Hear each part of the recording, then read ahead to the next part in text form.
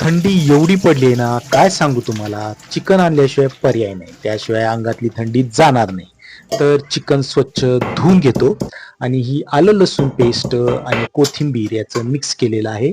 हळद, हिंग आणि 2 चमचे तिखट आणि मीठ असं करून मॅग्नेट करणार आहे मी. तर चला, आणि ती पेस्ट सुद्धा घालून अशी छान मिक्स करणार आहे. इन्स्टंट चिकन रस्सा. तर हे मी एक जीव करून घेतो, झटपट, विना वाटप. चला तर मग सगळ्या पार्टला ते लागलं पाहिजे आणि चांगलं मुरलं पाहिजे. त्यासाठी एक अर्धा तास मी झाकण ठेवणार आहे.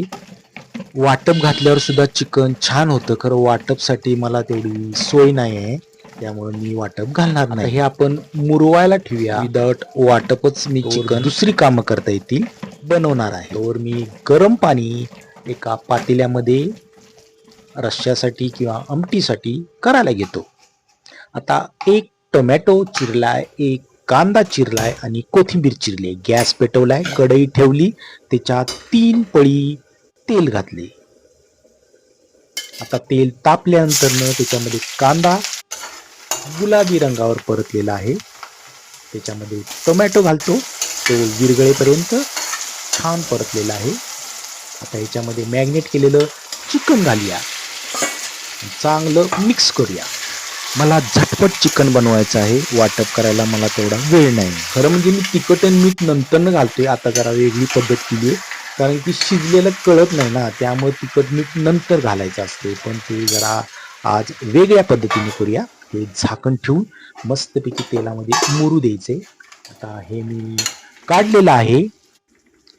आता याच्यामध्ये गरम पाणी घातलेलं आहे. मला पाहिजे तेवढा रस्सा मी ठेवणार आहे. बिना वाटपचं करणार आहे, वाटप मला आवडत नाही. छान शिजत ठेवूया झाकण ठेवून, त्यामुळं आपण वाटप घालणार नाही. आता हे आपलं चिकन छान शिजलेलं आहे. आता याच्यावर आपण कोथिंबीर पेरणार आहे. तर ही कोथिंबीर पेरली आणि नंतर मस्त मिक्स करून एक 10 मिनिटासाठी चांगलं शिजू द्यावं. तर हे झाकण ठेवले. आता ताटाला लावलेला आहे चपाती आणि भात. तर हे बघा किती आपलं छान चिकन झालेलं आहे. थंडीचं गरम गरम चिकन खायचं आणि मस्तपैकी रस्सा प्यायचा.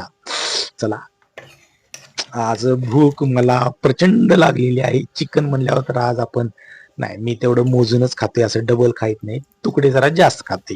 नाहीतर एकच चपाती आणि तेवढाच भात. तर हे आपलं थंडीचं गरमागरम चिकन. थँक्यू.